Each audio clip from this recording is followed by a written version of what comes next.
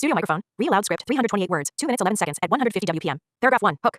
Wall Street just had one of its worst sessions in over 7 months, and if you have money in the market right now, you need to hear this. The S&P 500 dropped nearly 0.5% today. The Nasdaq fell over 0.7%, and the entire banking sector got absolutely crushed. Here is exactly what is happening. Paragraph 2. Banking carnage. Bank stocks are leading the sell-off across the board. The financial select sector fund XLF plunged 2.5% on Friday alone and continued bleeding into Monday. JPMorgan, Bank of America, and Citigroup, the 3 most heavily traded bank stocks in the country, are all under intense selling pressure. Analysts are now calling financials one of the weakest sectors in the market as rising bond yields and shrinking loan demand squeeze profits from every angle. Paragraph 3. Oil and geopolitics. The catalyst behind this chaos is crude oil. U.S. crude settled above $100 a barrel today for the first time since the Iran conflict began 5 weeks ago. Brent crude hit $114. The Strait of Hormuz remains effectively closed, choking global energy supply and sending costs surging. Chinese suppliers are already warning American consumers to expect higher prices. Paragraph 4. Fed and recession. Now here is where it gets really concerning. The 10-year Treasury yield just hit 4.44%, an 8-month high.